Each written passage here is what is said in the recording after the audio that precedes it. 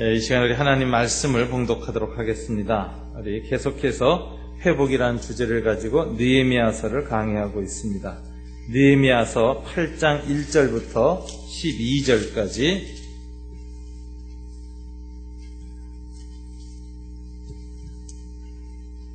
구약 성경으로는 737쪽입니다. 느헤미야서 8장 1절부터 12절 제가 1절을 읽도록 하겠습니다. 이스라엘 자손이 자기들의 성읍에 거주하였더니 일곱째 달에 이르러 모든 백성이 일제히 수문학 광장에 모여 학사 에스라에게 여호와께서 이스라엘에게 명령하신 모세의 율법책을 가져오기를 청하매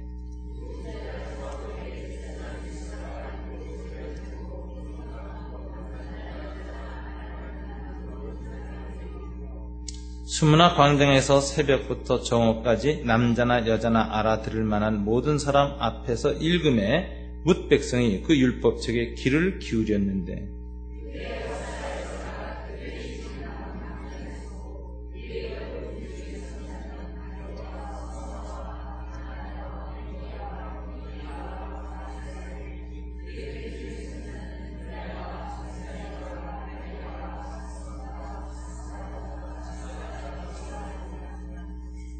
에스라가 모든 백성 위에 서서 그들 목전에 책을 펴니 책을 펼 때에 모든 백성이 일어서니라.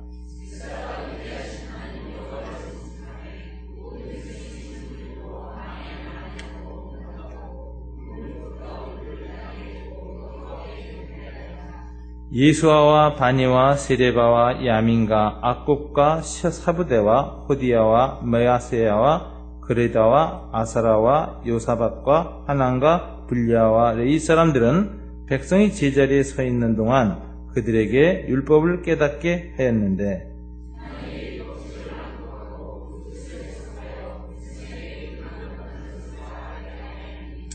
백성이 율법의 말씀을 듣고 다 우는지라. 총독 느헤미야와 제사장 겸 학사 에스라와 백성을 가르치는 레위 사람들이 모든 백성에게 이르기를 오늘은 너희 하나님 여호와의 성일이니 슬퍼하지 말며 울지 말라 하고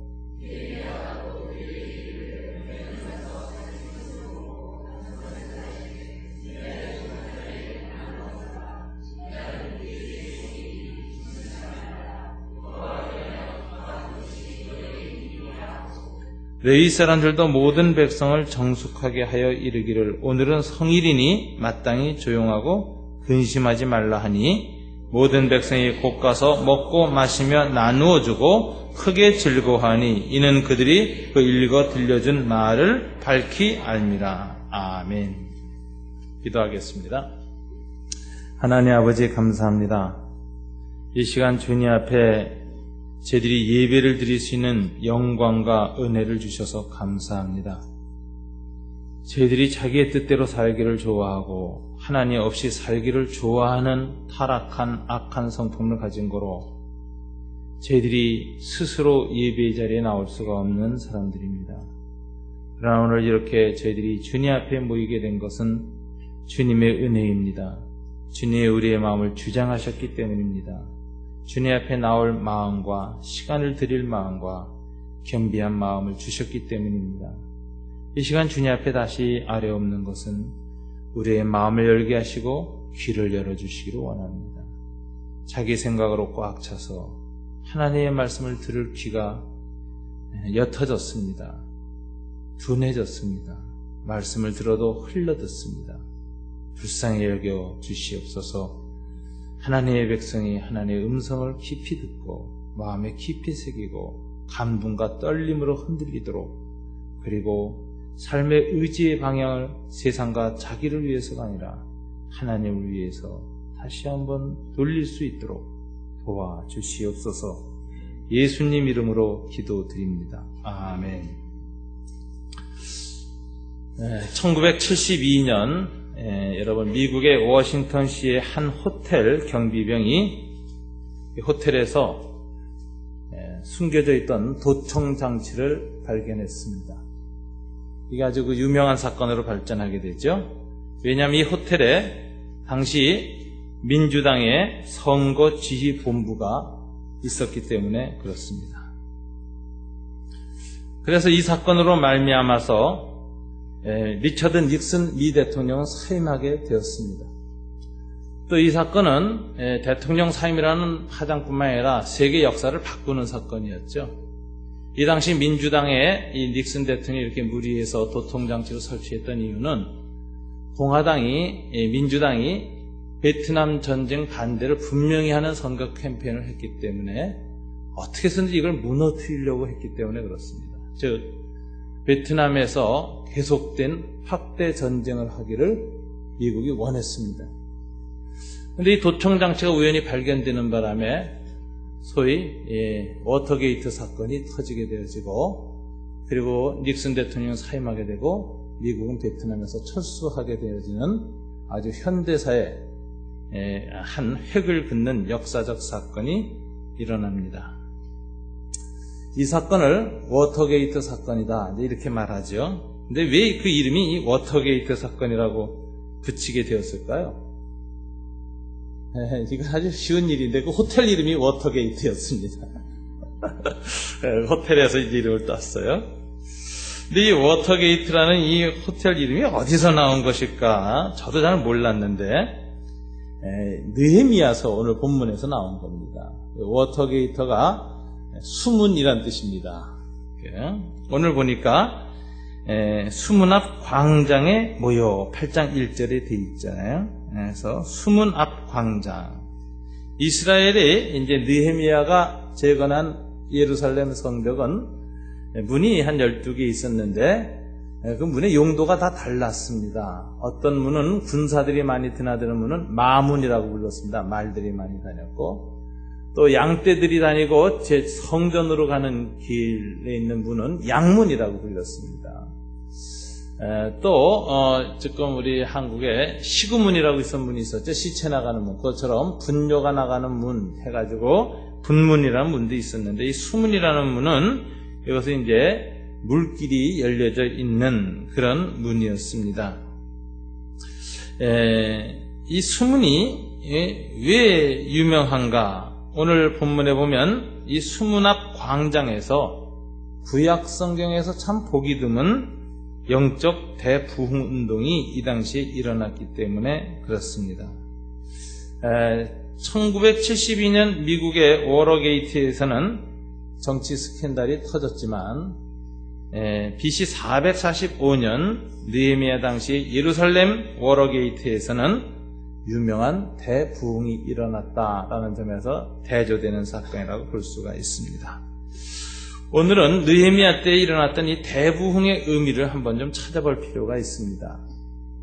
느헤미야는 이스라엘의 진정한 자기 정체성 회복은 성전이나 성문을 재건하는 것으로 끝나서는 안 된다는 걸 알고 있었습니다. 그것은 어떤 시스템이나 어떤 외형적인 것을 복원하는 것에 불과했습니다.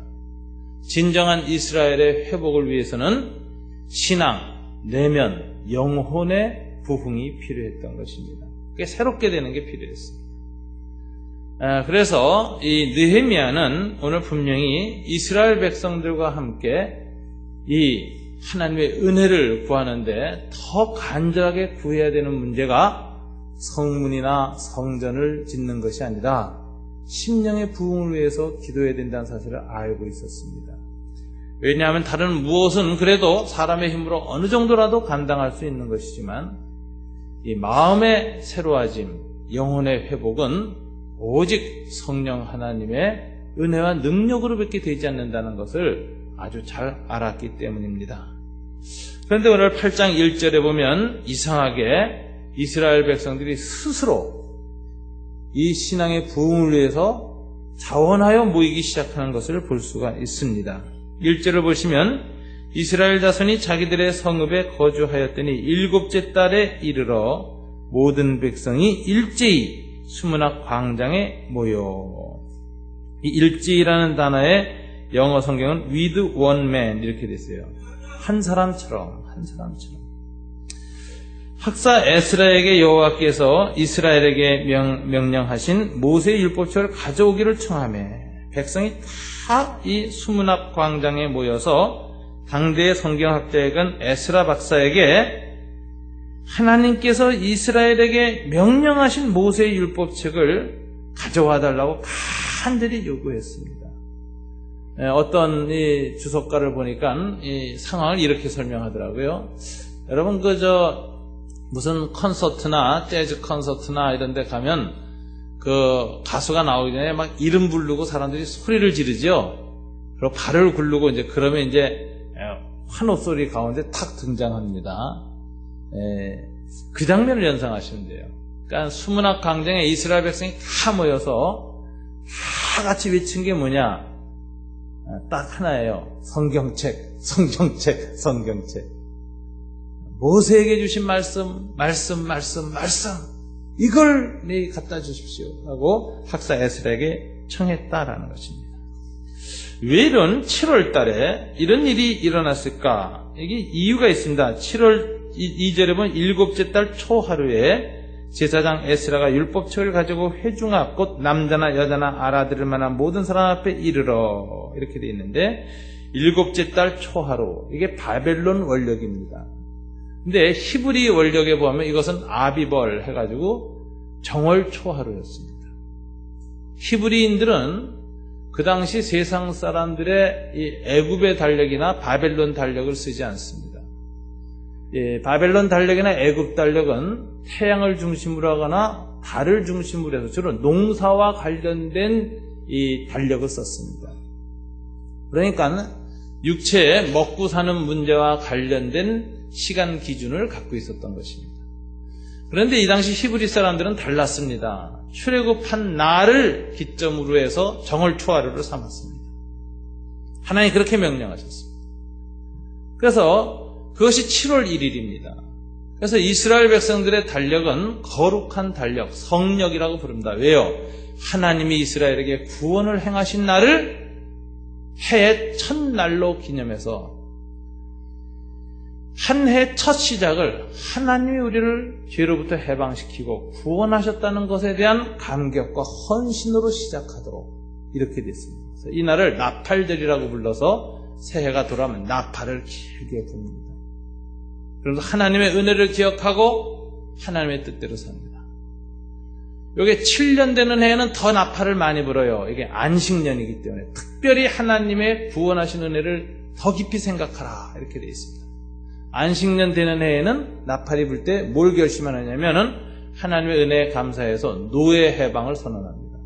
그래서 7년마다 노예들을 풀어줍니다. 그 다음에 7년씩 7번, 7, 7이 49째 되는 날도 나팔절을 부르면서 안식년을 지키는데 그 다음에 50년째 되는 해는 나팔을 더 길게 붑니다. 이날은 주빌리, 즉 희년이라고 부릅니다. 이건 뭐냐면 대안식년인데 어떤 의미가 있느냐, 이때는 이스라엘 사람들끼리 얽매였던 인간의 모든 죄로부터 모든 이스라엘을 해방시키는 날입니다. 원래의 자리로 돌아가게 하는 날입니다. 모든 걸 회복시키는 날입니다. 그래서 빚진 거 있으면 무상탕감입니다. 아무리 많은 빚을 졌던 사람도 이때는 이제 빚에서 해방되는 날입니다. 두 번째는 노예살이에서 풀려납니다. 그래서 노예로 풀려갔던 온 가족이 해방돼서 가족이 다시 모입니다. 그 다음에 조상들로부터 분정받았던 땅을 여러 가지 이유로 팔아먹었는데 이게 무상으로 회복이 됩니다. 다시 온 가족이 새 출발을 할 수 있는 사회 경제적 기반을 갖게 됩니다. 그래서 인간의 게으름이든지 또는 죄든지 또는 다른 사람의 억압에 의해서든지 왜곡되어졌고 무너졌던 삶의 모든 조건들이 창조의 질서대로 하나님이 원하셨던 자유와 평등과 행복의 기초로 돌아가게 하고 회복시키는 것이 이 7월 1일 해 첫해 일어나는 일입니다. 그러니까 이 나팔이 쫙 울려 퍼질 때는 회복이 된다는 강력한 기대를 갖게 됩니다. 근데 그 기초는 무엇이냐면 하나님의 회복입니다.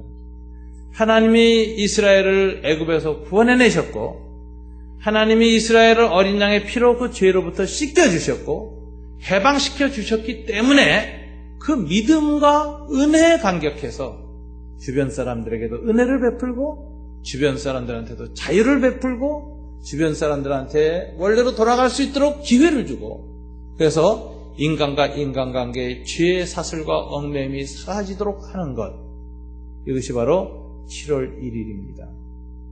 이게 이스라엘은 이런 식으로 새해 첫날을 시작한 겁니다. 올해 우리가 새해 첫날을 3일간 금식을 하면서 하나님 앞에 회복을 주제로 해서 모여서 기도하면서 맞이하는 것하고 똑같은 마음, 모든 것이 죄와 욕심과 이 많은 것들을 해서 어그러지고 일컬어졌던 그 모든 것이 원상태로 회복되어지는 올 한 해가 되었으면 하는 강력한 소망을 가졌던 저희들과 똑같은 마음을 가지고 옛 이스라엘은 7월 1일 날 수문 앞에서 모였던 것입니다. 이들이 모여서 하나님 앞에 참 율법을 정말 요청했습니다. 신년 첫 하루를 하나님의 말씀으로 시작하고 싶습니다. 말씀이 우리에게 필요합니다. 우리는 말씀을 너무 모릅니다. 말씀을 가르쳐 주십시오 하는 강력한 요청이 있었습니다. 3절에 보면 이 간절함이 얼마나 깊었는가가 나오는데, 수문 앞 광장에서 새벽부터 정오까지라고 되어 있습니다. 대략 6시간 동안 집회를 가졌습니다. 6시간 동안을 계속해서 하나님의 말씀을 통독하는 시간을 가졌습니다. 하나님의 말씀을 계속 읽고 그 율법책에 남자, 여자 알아들 만한 모든 사람이 그 율법책에 귀를 기울였다고 했습니다. 4절에 보면 이때 학사 에스라는 그 나무 강단에 서서 성경을 읽었고, 그 옆에 오른쪽 왼쪽에는 13명의 보조자들이 서서 에스라가 읽은 성경을 이 사람들이 입을 모아서 합쳐서 합독했습니다. 이거는 연습을 한 겁니다. 이 당시에 확성기가 없었거든요. 마이크가 없었고 스피커가 없었기 때문에 학사 에스라가 성경을 읽으면 이 13사람이 좌우에 서서 스피커 노릇을 하는 겁니다. 합독해서 쫙 낭독합니다. 그럼 이스라엘 백성이 열심히 그 말씀을 듣는 겁니다. 이렇게 하면서 성경을 읽었습니다.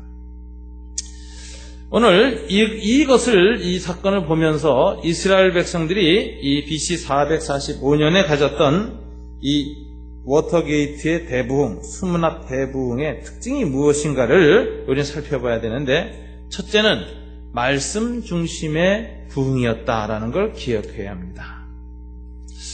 오늘 한국교회에서 여러 가지 부흥회라는 이름을 붙이는데 부흥에 대한 인상이 썩 좋지 않습니다.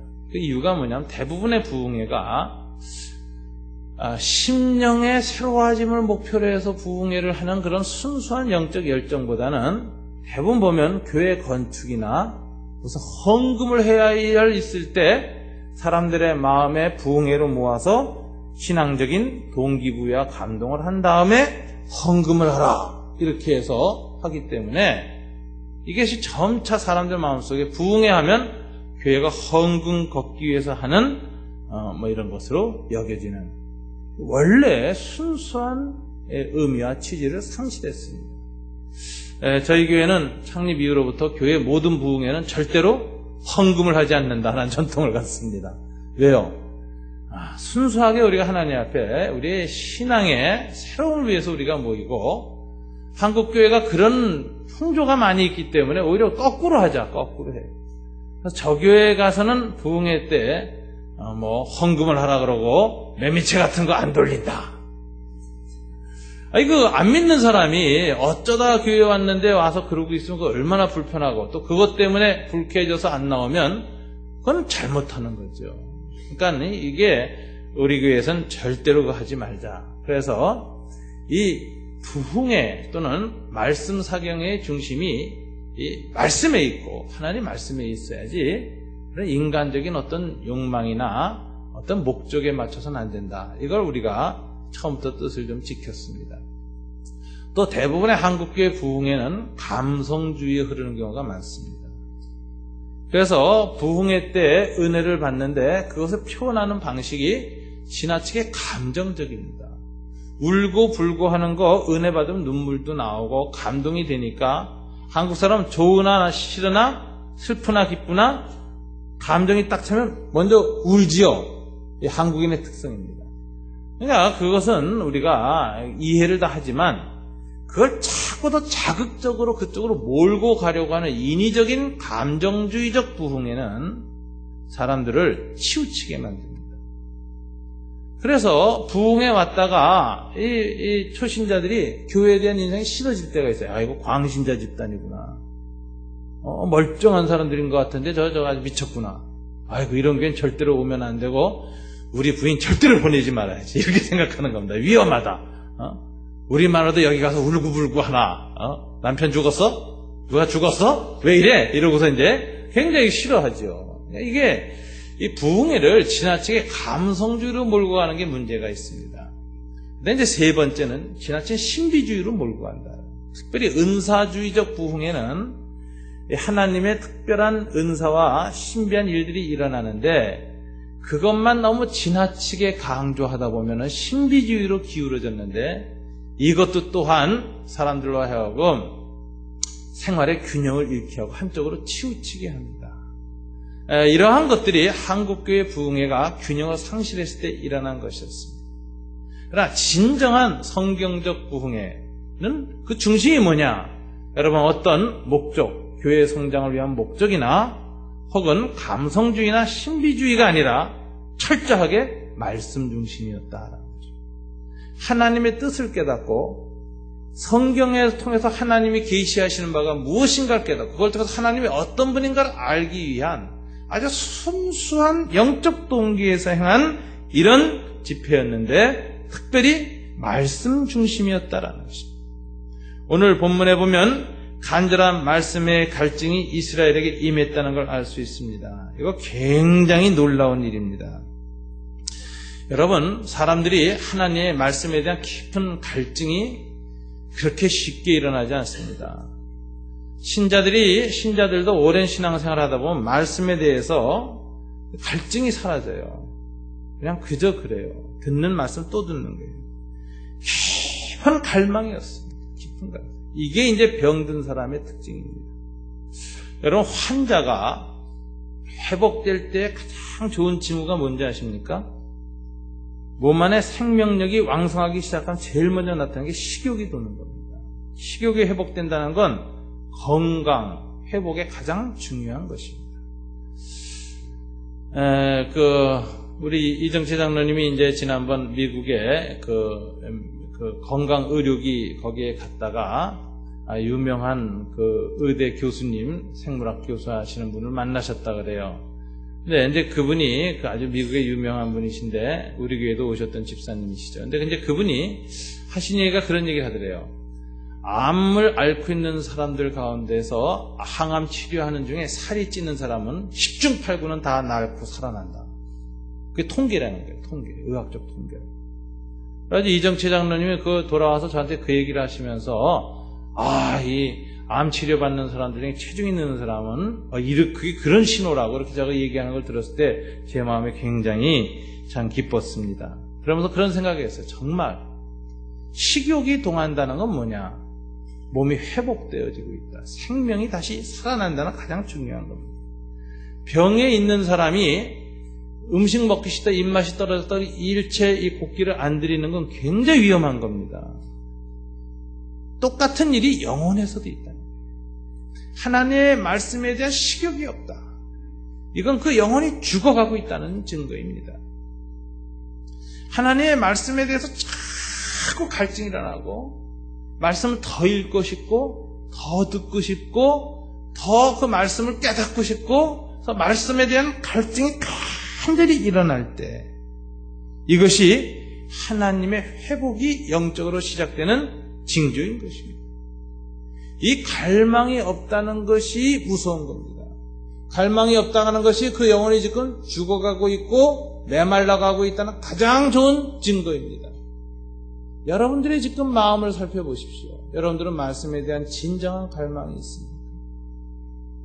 오늘 이스라엘 백성처럼 하나님의 말씀에 대한 간절한 갈망, 우리에게 하나님의 말씀을 들려주십시오라고 간절히 모여서 외치고 신년 첫 시작을 말씀을 향한 간절한 마음으로 시작하면서 그리고 6시간 동안이나 이런 쉴래도 아니고 쉬래해서 새벽부터 12시까지 6시간 동안 계속해서 말씀을 귀 기울여 들으면서 하나님 말씀을 빨아들이고 있는 이런 영적 갈망, 이것은 하나님의 축복입니다. 마음이 가난한 자는 복이 있나니, 이건 주님이 축복하신 팔복의 첫 번째 축복입니다. 마음의 가난함, 갈급함. 여러분, 이것은 하나님께서 일으키시는 일입니다. 이건 사람이 스스로 자기의 마음을 가난하게 할 수가 없습니다. 사람은 어느 정도 지식이 있고 어느 정도 자기의 삶을 지탱해 나가는 자기 어떤 확신이 있고, 그리고 정보가 있고, 그리고 자기 철학이 있고, 또 자기가 의지하고 삶의 모든 것을 해결해 나갈 수 있는 무엇이 있다고 여겨지고, 또는 돈이나 환경이 넉넉한 사람들은 삶을 살 때 자기의 삶을 하나님께 의지하기보다는 거기에 훨씬 더 많은 체중을 싣게 되어 있습니다. 그래서 하나님을 향한 갈망이 줄어드는 거죠. 근데 그런 것들이 다 있으면서도 불구하고, 그것이 다 망한 다음에나 없어진 다음에나 하나님께 의지하는 건 누구나 다 되는데, 여전히 그런 것들이 남들과 비슷하거나 아니면 더 나은 상태에 있음에도 불구하고 그의 삶의 전 존재가 하나님을 향해서 더 가난해지고, 하나님으로 채우고 싶은 마음이 더 깊이 일어나고, 하나님의 말씀 진리에 대한 간절한 갈망이 일어난다면 이건 엄청난 축복인 것입니다. 이것이 일어나지 않는다는 것은 우리 영혼이 그만큼 병들어 있다는 것입니다. 세상에 찌들려 있고 세상의 어떤 것들로 채워져 있고, 그래서 영혼이 정말 진정으로 필요한 생명의 기운보다는 다른 것으로 채워져 있는 것입니다. 세상의 쓰레기와 욕망으로 채워져 있고, 그것이 주는 잠깐의 만족의 도취에 있어서 진정한 내 영혼의 생명에 근원되는 말씀에 대한 갈망이 희미해졌다면 이것은 굉장히 위험하고 심각한 것입니다. 저와 여러분의 마음속에 내 심령의 상태가 이전보다 말씀에 대한 간절함이 훨씬 떨어져 있고 집중력이 떨어져 있다고 여기면 우리는 무릎을 꿇어야 합니다. 주님 앞에 간절히 구해야 합니다. 그리고 이걸 회복시켜달라고 기도해야 됩니다. 부르짖어야 합니다.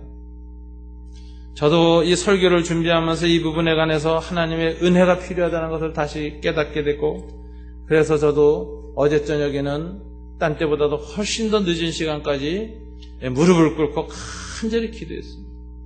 기도하다가 잠이 이렇게 들어서 툭 떨어질 정도로 기도하는데 기도 제목은 딱 하나였습니다. 하나님, 말씀에 대한 갈급함을 회복시켜 주십시오. 제 안에 하나님 말씀에 대한 정말 전적인 가난함이 일어나도록 좀 도와주십시오. 이것이 제가 노력해서 회복되지 않는다는 걸 알고 있기 때문에 주님의 은혜만을 구할 뿐입니다. 제 안을 비우시고 저를 가난하게 만드시고 영혼이 신음하게 하게 하시고 하나님을 향해서 내 영혼이 깊은 영적인 식욕이 회복되도록 도와주십시오. 금년 초에 제가 3일을 금식하면서 보식을 끝나고 나왔는데 얼마나 식욕이 일어나는지 절제하기가 참 힘들어요. 네, 그걸 제가 어저께 저녁에 회상하면서 육체의 식욕은 이렇게 갈급하면서 네 영혼은 그 하나님 말씀에 대한 식욕이 육체보다 훨씬 갈급하지 않다. 이게 너무너무 비참하게 여겨지고 너무너무 답답하더라고요.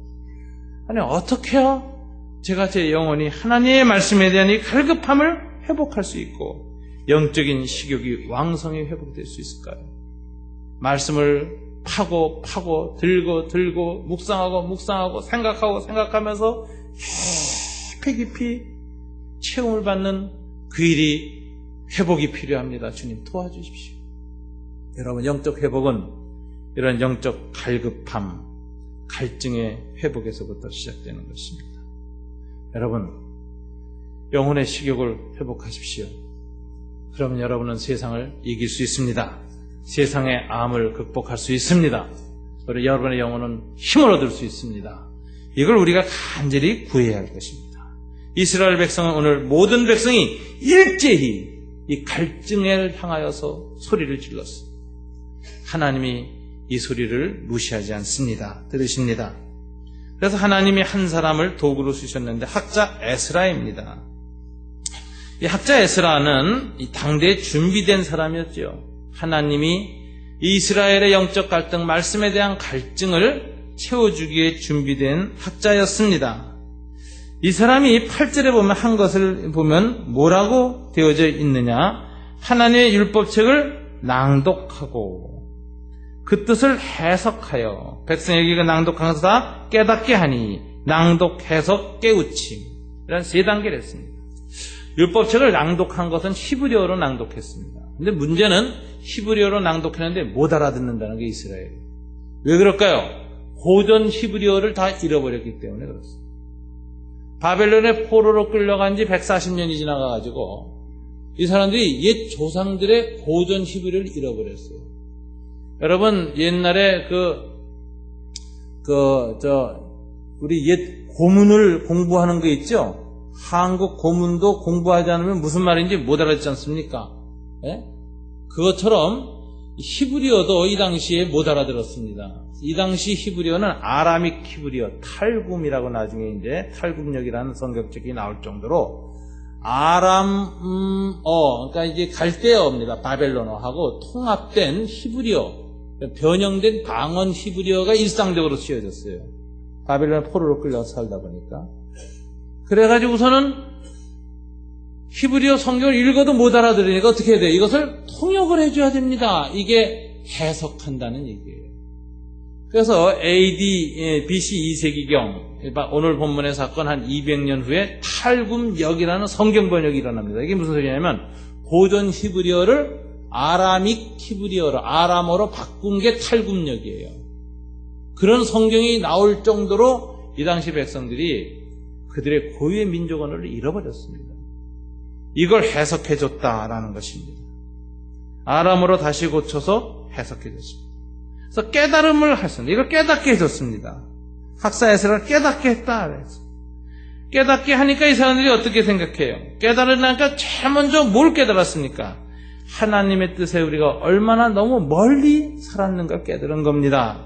그래서 다 회개가 시작되는 겁니다. 9절에 보세요. 백성이 율법의 말씀을 듣고 다 우는지라. 아주 깊은 회개, 죄를 깨닫고 애통해하는 일이 생겼습니다. 이런 이 말씀에 대한 갈급함을 하나님이 일으키시고, 두 번째는 학사 에스라 같이 성경을 정확하게 해석해주고 깨닫게 해주고 적용까지 시켜서 내가 무엇을 잘못했는가 가슴에 찔리게끔 하는 이런 좋은 설교가를 하나님이 준비시켰습니다. 김명혁 교수님이 쓴 대부흥에 관한 글들에 보면 이런 글이 있습니다. 첫째는 하나님께서 부흥의 도구들로 사용하실 만한 하나님의 사람들이 준비된다. 기도에 깊이 파묻힌 사람, 처절한 회개를 깊이 체험한 사람, 하나님의 임재를 깊이 체험한 사람, 하나님의 음성을 깊이 들을 수 있는 사람, 하나님의 음성을 있는 그대로 생생하게 전할 수 있는 사람, 영혼들을 사심없이 뜨겁게 희생적으로 사랑할 수 있는 사람이 필요하다. 항상 하나님께서는 부흥을 앞두고는 이런 준비된 사람을 준비시키는 겁니다. 여러분들이 영적인 회복을 원한다면 하나님 제게 간절하게 말씀을 사모하는 영적 가난함을 허락하시고 불러일으켜 주시고, 두 번째, 좋은 목회자, 설교자를 만나게 도와주십시오. 좋은 성경 공부 선생님을 만나게 도와주십시오. 좋은 목자를 만나게 도와주십시오라고 간절히 기도해야 됩니다. 왜요? 하나님은 항상 부흥을 시스템으로 일으키지 않습니다.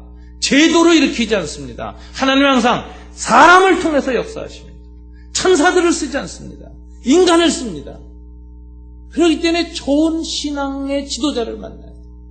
좋은 목사님, 좋은 설교가, 좋은 목자들이 일어나길 기도해야 됩니다. 우리 교회 목사님들이 다 좋은 하나님의 말씀의 해석자요, 적용자요, 뜨거운 자요, 생생하게 전하는 자요. 그 사람이 하나님의 해석하는 말씀을 들으면 하나님을 면대하고 보는 것 같은 그런 것이 일어날 수 있는 그런 사람들, 그런 목자님들, 그런 기도자들, 이런 분들을 만날 수 있기 위해서 기도해야 됩니다. 부흥은 사람 없이 되지 않습니다. 여러분 정말 교회 교육자들과 목자님들을 위해서 여러분 기도하셔야 됩니다. 그런 분들이 하나님으로부터 준비되지 않고선 절대로 부흥이 오지 않습니다. 자, 이렇게 하는데 이 세 번째 나타나는 태도는 하나님의 말씀에 대한 권위를 인정했다는 것입니다. 여러분 3절부터 8절에 보면, 특별히 3절에 보면은 여러분 5절을 보십시오. 다 같이 읽습니다. 에스라가 모든 백성 위에 서서 그들 목전에서 책을 펴니 책을 펼 때 모든 백성이 일어서니라. 자, 궁극적인 권위가 어디에 있었느냐? 하나님께서 좋은 설교자를 세웠지만 설교자가 딱 강단에 섰을 때 일어서지 않았습니다. 언제 일어섰어요? 하나님의 말씀의 책을 탁 펼 때 다 자리에서 일어났습니다. 이건 무슨 소린가? 이 부흥의 가장 궁극적인 근원이 어디에 있는가를 알았던 거죠. 백성이 어디에 있다고 알은 거예요? 말씀에 있다. 그걸 인정한 겁니다. 말씀의 권위를 인정합니다. 여러분들이 좋은 목회자나 목자님들을 만나지만은 항상 중요한 것은 그분을 통해서 뭐가 선포돼야 돼요? 말씀이 선포되고, 여러분 목원들과 목자들이 다 함께 하나님 말씀의 권위를 인정해야 됩니다. 오늘 이 시대에는 말씀의 권위를 인정하는 방식이 책을 필 때 다 일어섰습니다. 여러분 뭔지 아세요? 옛날에 임금이 조서를 내릴 때 어떻게 받습니까? 다 같이 일어나서 받거나 아니면 무릎 꿇고 탁 받죠? 그죠? 바로 그 태도예요. 하나님 왕으로 인정한다는 표현을 하는 겁니다. 왕으로 인정하는 표현.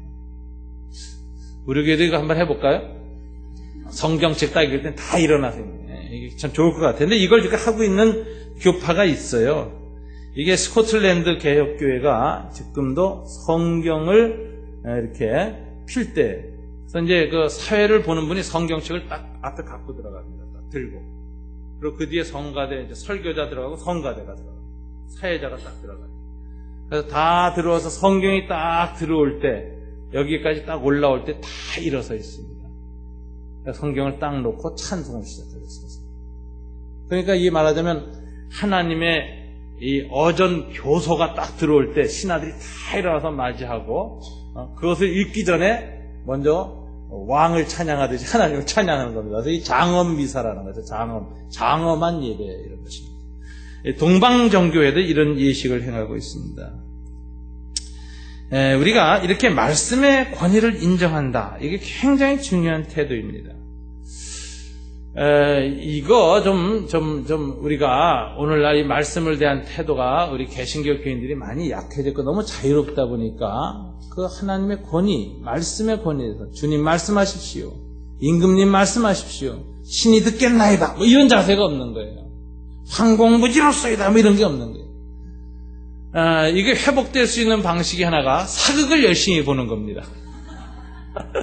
미국의 교민들은요, 우리하고는 달리 매일매일 사극을 못 봅니다. 그죠? 그 방송이 이렇게 오네. 그러니까 이제 그 비디오 가게에서 한꺼번에 막 사극을 그냥 뭐 세트를 그냥 막 10개, 20개씩 해서 이제 갖고 가요. 그래갖고 이제 보는데 이게 재미가 있어가지고 꼬박 밤을 새고 보는 거예요.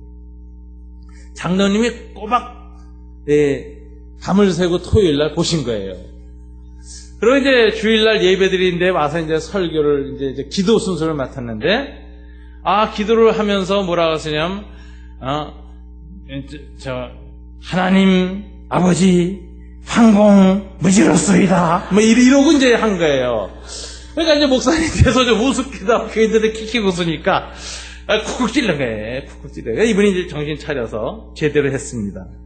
근데 문제는 이제 이 기도 끝나고 물러갈 때 그냥 이렇게 나가지 않고 이러고 나가요.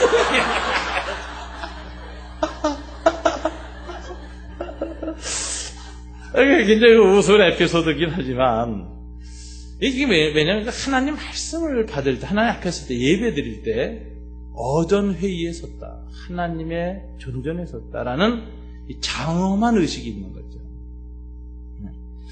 이게 이 성경을 읽을 때 하나님의 임재를 체험하고, 성경은 하나님의 입에서 나오는 말씀으로 받는 겁니다. 성령님의 역사로 성경이 기록된 글자가 아니라 하나님의 입에서 살아나오는 말씀, 하나님의 입김이 느껴지는 말씀, 하나님의 입김, 하나님의 입술 기운, 이것이 루아흐 성령이라고 번역되는 거거든요. 하나님의 인격적인 임재를 느끼는 것입니다. 그래서 성경을 읽을 때 하나님의 임재를 느끼고 하나님 앞에 서 있다는 임재의식이 회복되어지면서 말씀 앞에 깊이 엎드리는 태도, 이런 것들이 아마 말씀 중심의 부흥에서 꼭 있는 현상이 아닌가 싶습니다. 1907년 우리 평양 대부흥이 있었습니다. 100년 전에 한국교회는 평양에서 있은 이 대부운동을 통해서 한국교회는 새로워졌습니다. 평양 대부흥은 먼저 뭐가 있었느냐? 부흥이 있기 전에 성경 공부가 있었다는 사실을 여러분 기억하셔야 됩니다. 1907년 부흥이 있기 전에 1906년에 이미 여러 교파의 선교사들이 평양에서 모여서 한 주간 동안 몰입해서 하루 종일 성경 공부와 기도 모임을 가졌는데 얼마나 진지했는지 이때 이들은 서로 교제하거나 인사하는 것도 소홀히 했다 그래요. 하루 종일 성경만 선교사들이 모였습니다. 이때의 인도자는 로버트 하디 선교사였습니다. 이들은 요한 1서를 공부했습니다. 성경 공부에 몰입해서 휴식 시간도 갖지 못할 정도로 했습니다. 그리고 돌아간 이들이 거기에 큰 은혜를 받아서 지방교회 대표자들이 신년 성경 공부를 모였습니다. 이게 사경회라는 것이에요. 전국 각지에서 모였습니다.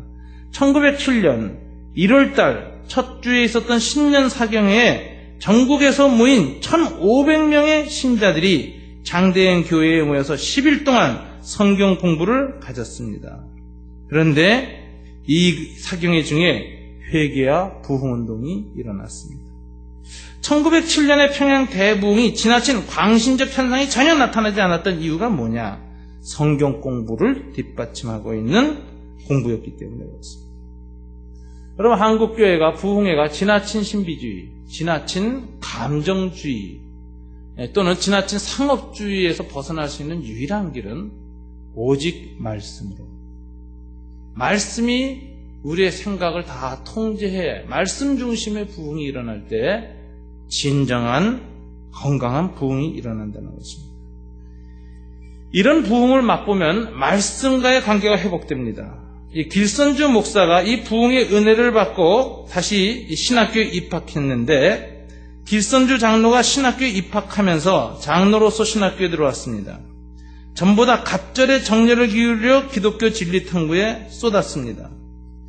그래서 길선주 같은 경우는 기독교에 입신하여서 조사, 즉 오늘날 장로입니다. 장로가 되기까지 신구약 성경 전권을 이미 스스로 20번을 통독했습니다. 우리 교회 장로님들 장로 되시기 전에 성경을 20번을 통독하였는가 보세요.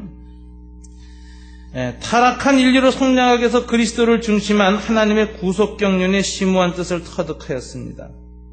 그래서 예수님을 예언해 놓은 신구약의 모든 귀절들을 개인적으로 50번쯤을 독파해가지고 중요한 부분은 거의 외우다시피 하였습니다. 아침 5시 또는 밤 10시로 일정한 시간을 정하여 기도하면서 수시로 명상의 시간을 가졌습니다. 성경 연구할 때는 시간을 잊어버릴 만큼 열중하여 기도실에 들어간 뒤로는 시간을 알려줘야만 겨우 나올 수 있었습니다. 그리고 금식 기도와 철야 기도를 열심히 했는데 이러한 것들을 하면서 성경 해석의 깊이를 더하여 가였습니다. 자, 여러분, 우리 평양의 대부흥의 이런 특징, 이게 무엇이었는가를 보면은 한마디로 말씀의 권위를 인정하고 말씀 안에 깊이 들어가는 부흥이었다라는 것입니다. 이것이 아주 정상적이고 건강한 영적 부흥입니다. 그래서 결과가 뭐였는가? 지나친 감정주의로 빠지지 않는다. 한국 사람은요, 에너지를 감정으로 다 풀어버리고 끝이에요. 예배당에서 울고불고는 잘해요. 그런데 이를 악물고 고치려는 의지의 결단은 없이 떠나요. 그러니까 나가면 도루묵이에요. 가서 테레비 한번 보면 헤헤 하고 도루 원위치로 들어갔어요.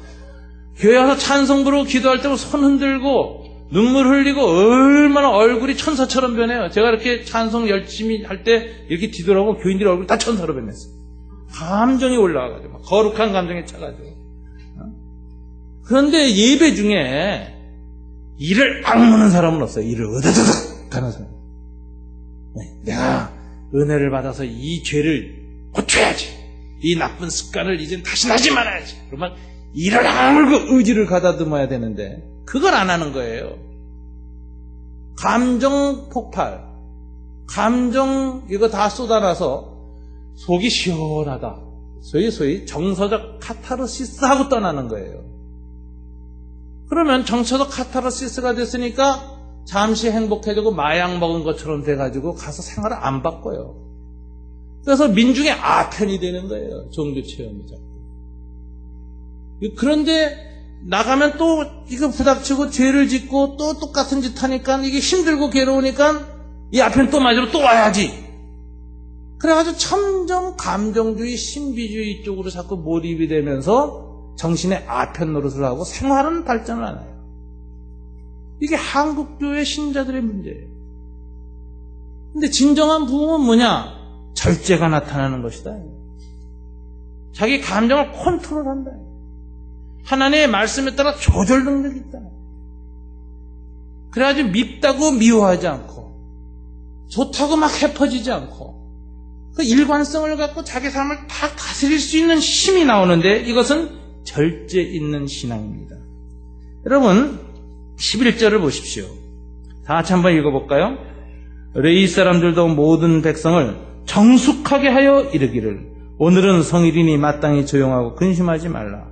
사람들이 막 그 회개가 일어났는데 그건 정상적이고 좋은 겁니다. 그런데 그것을 더 깊이 정서적으로 풀어내려고 그러는데 딱 막았어요. 어떻게 해요? 모든 백성을 어떻게 하게 하라? 정숙하게 하라. 한국 교인들은 좀 정숙한 그리스도인이 되어야 됩니다. 한국 교회 교회들은 너무 감정적이고 은혜 받으면 절제를 못하고 펄펄 뛰니까 은혜 받았을 때는 지랄 맞고 그러잖아요. 야, 이제 정말 저 감당하지 못할 정도로 난리예요. 은혜 떨어졌을 때는 저게 예수 믿는 사람인가 할 정도로 똑같아요. 이게 말하자면 정숙함이 사라졌다. 이건 고상한 신앙이 돼요. 지정의, 생각과 감정과 의지가 조화된 신앙이 돼요. 그래서 그리스도인이 되면요, 좀 매력적인 인격으로 변해야 돼요. 난 당신처럼 이렇게 참 매력적인 인품을 가진 사람이 되고 싶습니다. 불신자들한테 그런 감동을 줘야 돼요. 저 사람은 어떻게 저렇게 똑같은 세상에 똑같은 문제, 똑같은 갈등하고 똑같은 충격도 받고 똑같은 갈등을 겪는데 어떻게 나와는 다르게 저렇게 자기 절제력을 잘 갖추고 인품을 지키고 인간됨의 기본 본분을 지키고 윤리를 지키고 다른 사람을 배려하면서 저렇게 살아갈 수 있을까? 그 인격이 참 매력적이다. 나도 저런 사람이 좀 되고 싶다. 이런 인격적인 감동을 줘야 전도도 되고 마음을 여는 것인데 예수 믿으면 지랄 맞든지 아니면 아주 이중적이든지 이러니 어떻게 전도가 됩니까? 그래서 한국교회 교인은 이 정숙한 신앙, 즉 절제력 있는 신앙, 매력적인 인격의 소유자가 되어야 합니다. 여러분, 초대교회에 이런 일이 일어나서 우리나라에서 평양 대부흥 이후로 대표적인 절제운동이 일어났죠. 뭐를 했습니까? 욕망을 절제하는 운동이 일어나서 담배 끊었습니다. 음주. 그 당시 한국 사람들은 음주 습관이 지금도 한국 사람은 유명하지만 그때도 더 유명했어요. 음주, 술 안 먹었습니다. 절제하기 위해서. 축첩 안 했습니다. 옛날 남자들 얼마나 바람 많이 폈어요. 우리 아버지, 할아버지 때 남자로 태어서 바람 안 피면 남자도 안 쳐주는 그런 시대였잖아요. 그러니까 그거 다 금지했습니다. 그래서 이런 악습을 했는데 이게 정말 절제 있는 신앙, 정숙한 신앙이라. 윌리엄 블레어 선교사가 쓴 The Korean Pentecost, 한국의 오순절이라는 책에 보면 이때를 묘사를 했습니다. 시내 곳곳에서 사람들은 이 집 저 집으로 다니며 과거에 피해를 주었던 사람들을 찾아가 잘못을 빌었으며 기독교인들에게뿐 아니라 이교도들에게도 훔친 물건과 돈을 돌려주느라 시내는 온통 술렁거렸다. 대부흥이 있고 나서 일어난 일입니다. 한 중국 상인은 어떤 기독교인이 들어와 수년 전 그에게 부당 이득을 취하여 모은 것이라고 하며 거금을 되돌려주는 것을 받고 깜짝 놀랐다.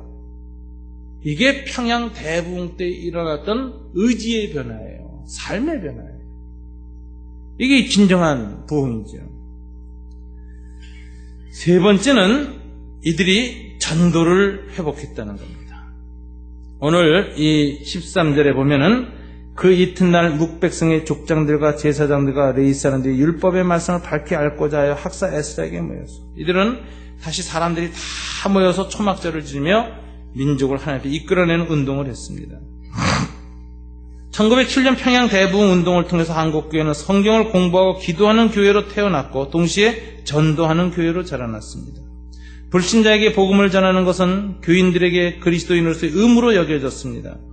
우리는 그리스도인들 가운데서 일어난 부흥운동과 영혼을 구원하는 전도운동과의 밀접한 관계를 간과해서는 안 됩니다. 부흥운동의 결과는 많은 사람들을 주께로 인도하는 전도운동이었습니다. 부흥운동과 전도운동은 손을 잡고 함께 진행되었습니다. 이때 100만인 구령운동이라는 게 시작됩니다. 그래서 한국교회가 100만 명으로 늘어나기 시작합니다. 그리고 이것이 늘어난 것이 전국 각지의 이 부흥운동의 결과로 전도가 되면서 전국 각지에 교회가 세워집니다. 그리고 이것이 뭐로 일어납니까? 1919년 3.1운동으로 터져나옵니다. 애국인동으로 일어납니다. 그 당시 3.1운동 당시에 조선에는 조선인들로만 구성된 전국적인 자발 조직이 없었습니다. 일제가 다 없애버렸어요. 군이라든가 관료제도라든가 공무원 조직도 다 단절시켜버렸고 심지어는 일제에 아부했던 친일 상인들이 만들었던 보부상 조직도 다 전국 조직을 없애버렸어요. 그래서 조선인들이 스스로 모이는 자발적인 전국 조직이 없었습니다. 불교도 그게 안 됐고 천도교도 안 됐습니다. 그런데 오직 기독교만 이 대부흥의 결과로 100만인 구령운동, 전도운동이 일어나면서 전국 교회가 생겼고 조선예수교 장로회 전국 총회가 준비됐습니다. 그리고 각 지방 대표들이 계속 모여서 집회를 하고 모이면서 전국적인 조직을 갖췄습니다. 하나님이 이것을 사용하셨습니다. 3.1운동 때 독립선언서가 다 전국으로 배포되어졌고 태극기가 다 비밀리에 전국으로 배포되어서 3월 1일 날 전국의 장터에서 동시다발적인 만세운동이 일어나게 됐는데 이것은 전도의 결과였습니다.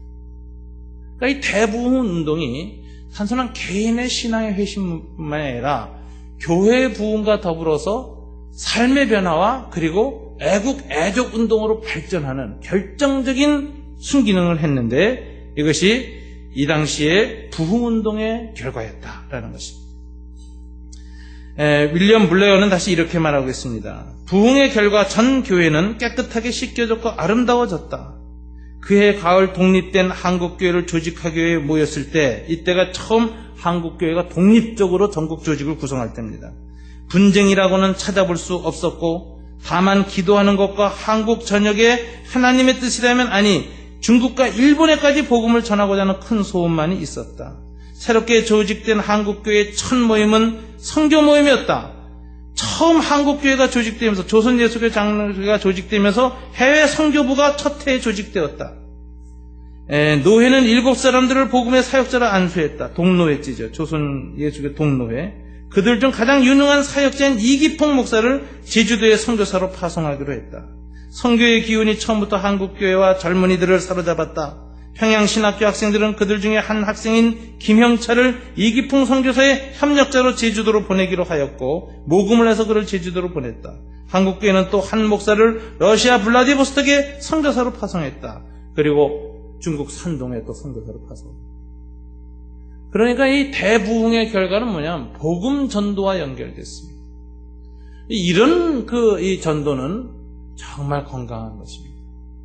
오늘날 전도가 어느 한 개교회의 수적, 물량적 성장을 위한 것으로 집단 이기주의적인 동기에서 진행되어지기 때문에 전도의 그런 것 때문에 사람들이 많이 전도에 대해서 회의적이 되어져 있습니다. 그러나 진정으로 영혼의 부흥을 맛보고 다른 사람의 영혼을 또 하나님 앞에 세워야 될 때는 순결한 영혼 사랑의 중심이 이렇게 공동체를 회복시키고 신앙을 회복시키고 교회를 회복시켰을 때 민족과 사회가 변화됐습니다. 여러분 이 부흥운동이 바로 BC 445년에 느헤미야에 의해서 준비된 사람, 하나님의 사람 에스라 목사에 의해서, 그리고 워러게이트 수문 앞 광장에서 일어났습니다. 여러분, 올해를 시작하시면서 저와 여러분이 이 시간에 하나님 앞에 간절히 한 가지 구해야 할 것이 딱 한 가지 있습니다. 우리에게 이 수문 앞 부흥을 허락해 주십시오. 저는 마음속으로 그렇게 해서 이 수문 앞이란 말을 워러게이트가 아니라 하트게이트, 마음 부흥을 해야 되겠다. 마음 문이 부흥돼야 되겠다. 하나님, 제 마음 문을 부흥시켜 주시옵소서. 워러게이트에서 일어난 이 부흥을 제 영혼 속에 허락해 주십시오. 말씀에 대한 갈급한 갈증이 성령 안에서 깊어지게 도와주시고, 하나님의 말씀에 깊이 들어가시는 에스라 같은 하나님의 말씀의 사람이 되게 하시고, 그 말씀이 내 인격과 삶을 변화시키고, 그리고 전도의 능력을 회복하고, 원교회가, 그리고 우리 시대의 한국 사회가 요구하는 것을 한국 교회가 잘 감당해내서 민족 앞에, 역사 앞에, 인류 앞에 빛이 되고 소금이 되는 그런 부흥이 우리에게 있게 하여 주옵소서. 100년 전에 평양에서 있었던 그 부흥이 우리에게 다시 필요합니다. 수문 앞이 아니라 제 마음에 필요합니다. 우리가 이것을 간절히 부르짖어야 합니다. 여러분, 2010년 무엇보다도 여러분의 마음에 이 하나님의 행복한 부흥이, 풍성이 임하기를 주님 이름으로 축원합니다. 기도하겠습니다. 우리 이 시간에 한 목소리로 한번 간절히 한번 기도하죠. 반주에 맞춰서, 주님, 올해 가장 중요한 것은 제 마음의 부흥입니다. 말씀에 대한 깊은 간절함입니다. 말씀에 대한 가난함, 말씀에 대한 영적 욕구가 사라졌고 연약해졌다고 하는 것은 제 영혼이 병들었다는 증거입니다. 내 영혼이 죽어간다는 증거입니다. 마음이 강팍해져 간다는 증거입니다. 하나님, 말씀에 대한 열망을 회복시키시고 부흥을 허락해 주십시오. 우리 다 같이 회복을 위해서 기도합시다.